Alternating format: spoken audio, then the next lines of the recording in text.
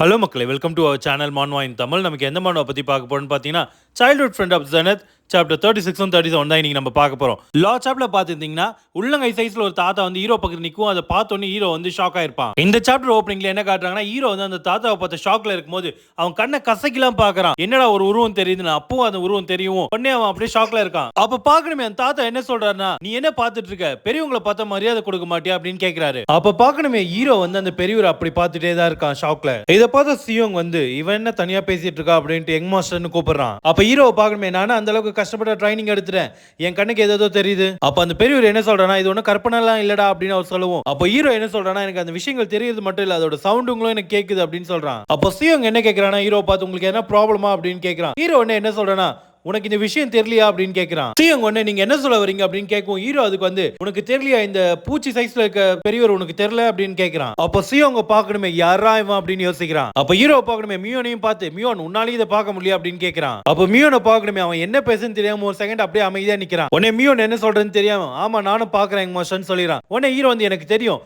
உன்னால இதை பார்க்க முடியுது தானே அப்படின்னு கேக்குறான். ஆமா எங்க மாஸ்டர், என்னாலே அந்த ரெட் ஹேர் உள்ள பெரியவரை பார்க்க முடியுது அப்படின்னு சொல்றான். கேட்ட ஹீரோ வந்து அப்படிலாம் யாரும் இல்ல அப்படின்னு சொல்றான். அப்போ ப்ளூ கலரா அப்படின்னு கேக்குறான். உடனே ஹீரோ என்ன கேக்குறானா, இங்க என்ன குஸ் காம்படிஷன் நடக்குது, ஒரு ஆன்சரா மாத்தி மாத்தி சொல்லிட்டு இருக்க. ஹீரோ வந்து எல்லாரையும் பார்த்து கத்த ஆரம்பிச்சிடறான். இதுக்கு வாய்ப்பே இல்லை, என் ஒருத்தனால மட்டும் தான் பார்க்க முடியுதா என்ன அப்படின்னு கேக்குறான். அந்த பெரியவர் என்ன சொல்றாருன்னா, வாய முறா முட்டாள் அப்படின்னு சொல்றாரு. அப்ப பாக்குறமே ஹீரோ வந்து அவன் தலையில கை வச்சுட்டு, இங்க என்ன நடக்குது, எதனா பேய் என்ன பிடிச்சிச்சா என்ன அப்படின்னு புலம்புறான். அப்ப அந்த பெரியவர் என்ன சொல்றானா, உன்ன ஒன்னும் பேய் எல்லாம் பிடிக்கல, நீ என்ன மறந்துட்டியா நேத்து நைட் நீ என்ன சாப்பிட்டன்றத. ஹீரோ என்ன கேக்குறானா, சாப்பிட்டேனா, நான் என்ன சாப்பிட்டேன் நேத்து அப்படின்னு கேக்குறான். அப்பதான் ஹீரோக்கே ஞாபகம் எல்டர்லி கொடுத்த அந்த ப்ளோசம் ஸ்டோன்ல இருந்து எனர்ஜி அப்சர்வ் பண்ணது. அப்ப அந்த பெரியவர் என்ன சொல்றானா, இப்போவாச்சும் உனக்கு ஞாபகம் வந்தா, நீ எந்த ஒரு எனர்ஜி அப்சர்வ் பண்ணிருக்கனா, மவுண்ட் அபாவோட ட்ரெஷர் தான் அது. நீ வந்து எங்கள ஒருத்தன் கிடையாது. அப்படி இருந்த உன்னால எப்படி அவ்வளவு எனர்ஜி அப்சர்வ் பண்ண முடிஞ்சது. அந்த பெரியவர் என்ன சொல்றாருன்னா, நான் வந்து உனக்கு உதவி பண்ணிருக்கேன், கியூ பிளாக்கேஜ் ஆகாம நான் உன்னை காப்பாத்திருக்கேன், நீ அவ்வளவு எனர்ஜி அப்சர்வ் பண்ணதுக்கு அப்புறமும். ஆனா நீ என்னன்னு சொல்லிருக்க, இன்செக்ட் ஓல்டு மேனோ, அதுக்கப்புறம் பேயின்னு தான் நீ என்ன சொல்ற. இதெல்லாம் கேட்டதுக்கு அப்புறம் ஹீரோ என்ன கேக்குறானா, சரி இதெல்லாம் ஓகே தான், ஆமா நீங்க யாரு அப்படின்னு கேக்குறான். அப்ப அந்த பெரியவர் என்ன சொல்றாருன்னா, உனக்கு என்ன தெரியலையா அப்படின்னு கேக்குறாரு. உடனே ஹீரோ வந்து எனக்கு தெரியல அப்படின்னு சொல்லிடுறான். அப்ப அந்த பெரியவரை பார்க்கணுமே, கடவுளே உனக்கு இந்த உலகத்தை பத்தி ஒண்ணுமே தெரியாதா அப்படின்னு கேக்குறாரு. அதுக்கு ஹீரோ என்ன சொல்றானா,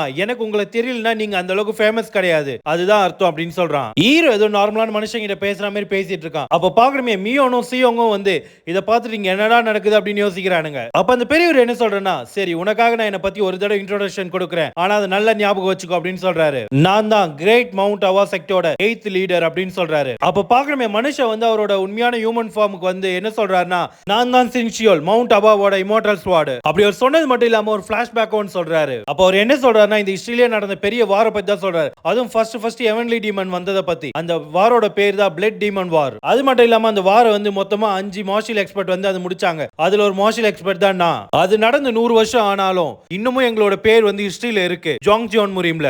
ஆவோ செட் மொத்தமே நான் ஒருத்தர் இருந்ததுனால ரொம்பவே பெருமைப்பட்டாங்க. அப்படி அவரை பத்தி மொத்தமா சொல்ல முடிச்ச உடனே அவர் என்ன பண்றாருன்னா, பெரிய சைஸ்ல இருந்து மறுபடியும் சின்ன சைஸ்க்கு வந்துடுறாரு. அப்ப ஹீரோ மனசுல என்ன நினைக்கிறானா, இந்த பூச்சி லெவல்ல இருக்கிற மனுஷனா. உடனே அந்த பெரிய ஒரு கோவப்பட்டு, என்ன நீ வந்து என்ன ஒரு பூச்சி கூட கம்பேர் பண்ணி பாக்குறியா.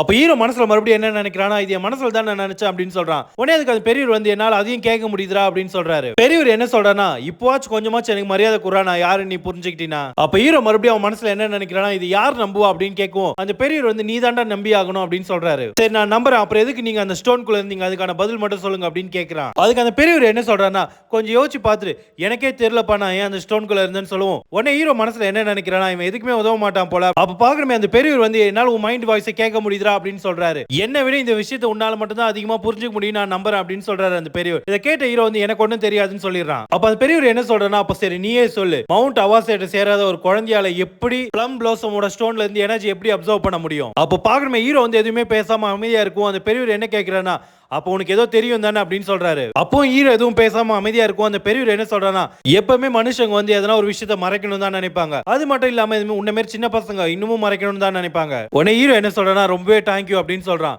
உடனே அதுக்கு வந்து அந்த பெரியவர் வந்து பரவாயில்ல அப்படின்னு சொல்லிடுறாரு. அந்த பெரியவர் என்ன சொல்றாருன்னா, உன்னை நோக்கி ஒரு விஷயம் வந்துட்டு இருக்கு, இப்ப அதுல தயவு செஞ்சு கவனத்தை செலுத்து அப்படின்னு சொல்றாரு. அவர் சொன்ன உடனே பாக்கணுமே காட்டுக்குள்ள இருந்து ஒரு 5-6 பேர் வந்து எகிரி வந்து கேரேஜ் முன்னாடி குதிக்கிறானுங்க. பார்த்தா எல்லாருமே வந்து மவுண்ட் அவா செக்டர் சேர்ந்தவங்களா தான் இருக்காங்க. அப்ப சியோங் வந்து அவங்கள பார்த்து என்ன சொல்றாருன்னா, நீங்க யாரும் கவலைப்பட தேவையில்ல, இங்க இருக்கவங்க யாருமே த்ரெட் கிடையாது அப்படின்னு சொல்றான். உடனே மியோன் என்ன பண்றானா, சியோங்கோட கால்ல தட்டி அவனை முட்டி போட வச்சு அவன் கழுத்துல கத்திய வச்சிடறான். அது மட்டும் இல்லாம யங் மாஸ்டர் கொஞ்சம் பார்த்து இருங்க அப்படின்னு சொல்றான். நான் என்ன நினைக்கிறேன், அவங்க வந்து நம்மள திடீர்னு தாக்கிறதுக்காக இங்க வந்திருக்காங்க அப்படி மியோன் சொல்லும் போதே பாக்கணுமே ஆப்போசிட் இருக்க எல்லாருமே இவனுங்களை தாக்கிறதுக்காக ரெடியா நிக்கிறானுங்க. அப்ப வந்து ஹீரோ வந்து மியோனை பார்த்து என்ன சொல்றானா, நான் என்ன நினைக்கிறேன்னா நம்ம இவ்வளவு தூரம் போக வேணாம் அப்படின்னு தோணுது எனக்கு. அப்ப மியோன் என்ன சொல்றானா, இல்ல யங் மாஸ்டர் அவனுங்க எப்ப இங்க வந்தானுங்களோ அப்பத்துல இருந்தே நம்மள தாக்கிறதுக்காக ரெடியா தான் இருக்காங்க. அப்ப சியோங் என்ன சொல்றானா, கொஞ்சம் இருங்க நான் சொல்றது கொஞ்சமாச்சு கேளுங்க அப்படின்னு சொல்றான்.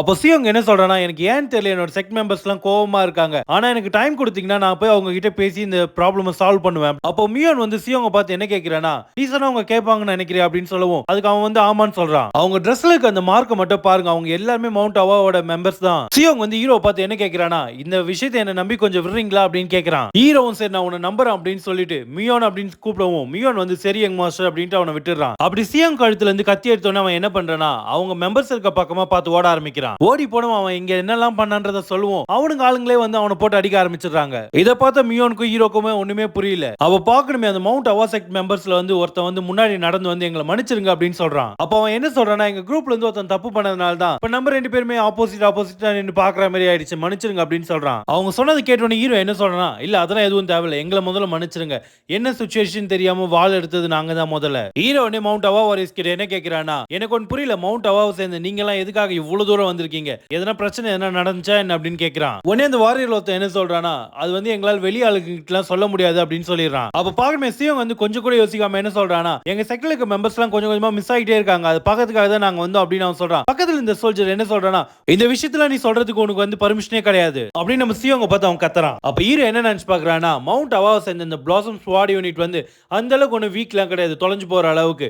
இதை பாக்கிறதுக்கு ஏதோ டவுட்ஃபுல்லா தான் இருக்கு. அப்ப அந்த சோல்ஜர் என்ன சொல்றானா, நாங்க வந்து காட்டுல வந்து மிஸ் ஆன மெம்பர்ஸை தேடிட்டு தான் இருந்தோம், இவன் தான் எங்களோட எனர்ஜி எங்கேயோ ஃபீல் பண்ணதா சொன்னான், அதனால தான் இவன் எங்களை விட்டு ஓடியும் வந்தான். இதெல்லாம் அந்த சோல்ஜர் சொல்லும் போதே பார்க்கணுமே சியோங்கோட காது திருவிக்கிட்டே தான் சொல்லுவான். அந்த ஹீரோ வந்து அந்த பெரியவர்கிட்ட பேசிட்டு இருக்கான். இதை பார்க்கும்போது என் உடம்புல இருந்து வந்த எனர்ஜியை சென்ஸ் பண்ணி தான் அவங்க எல்லாமே இங்க வந்திருக்காங்க, இப்போ என்ன பண்றதுன்னு கேட்கறான். அது ஒன்றும் பிரச்சனை இல்லை அப்படின்னு அந்த பெரியவர் சொல்றாரு. அது எதனாலனா உங்ககிட்ட இருந்து வெளியே வந்த எனர்ஜி எல்லாமே இப்போ நான் பிளாக் பண்ணிட்டேன், அதனால அவங்களால சென்ஸ் பண்ண முடியாதுன்னு சொல்றாரு. அப்போ சியோங்க என்ன சொல்றானா, நீங்களே பாருங்க இந்த யங்மேன் கிட்ட இருந்து தான் நம்ம செக்டோட எனர்ஜி ஸ்மெல் வந்தது எனக்கு அப்படின்னு சொல்றான். அவ கூட வந்து சோல்ஜர் வந்து என்ன சொல்றானா, ஆமா என்னாலையும் சென்ஸ் பண்ண முடியுது, நீங்க மட்டும் எனக்கு கொஞ்சம் டைம் கொடுத்தீங்கன்னா நான் செக் பண்ணி பார்க்கலாமா அப்படின்னு கேட்கறான். இதை பார்த்த உடனே ஹீரோ வந்து அந்த பெரியவர்கிட்ட என்ன சொல்றானா, இதை பார்க்கும்போது அவனால சென்ஸ் பண்ண முடியுது, நீங்க என்ன பண்ணீங்க அப்படின்னு கேட்கறான். உடனே பெரியவர் என்ன பண்றாருன்னா, குழந்தை அந்த கல் எடுத்து அவங்க கிட்ட காட்டு அப்படின்னு சொல்றாரு. அவ பார்க்கணுமே ஹீரோ வந்து அவன் பாக்கெட்ல இருந்து அந்த கல் எடுக்கவும் அதை பார்த்து எல்லாருமே ரொம்பவே ஷாக் ஆயிட்டானுங்க. ஹீரோ வந்து அந்த ஸ்டோனை கையில வச்சு பிரிக்கவும் அதை பார்த்து எல்லாருமே ரொம்பவே ஷாக் ஆயிட்டு என்ன சொல்றானுங்க, இது நம்ம செக்டோட ஒரு ட்ரெஷர், இது அது மட்டும் இல்லாம நம்ம செக்ட் லீடர் வந்து இதை ஒரு ட்ரிங்க் போட்டியில வந்து தோத்துட்டாரு. அப்ப ஹீரோவும் அந்த பெரியவர் என்ன நினைக்கிறாங்கன்னா, ஹீரோ வந்து உண்மையிலே அந்த ஆள் வந்து இது ட்ரிங்க் போட்டியில தான் தோத்துருக்கானா அப்படின்னு அவன் நினைக்கிறான். ஒரு பக்கம் பெரியவர் வந்து மவுண்ட் அவாவே அழிய போது போல இருக்கே இப்படியாப்பட்ட ஒருத்தன் கையில.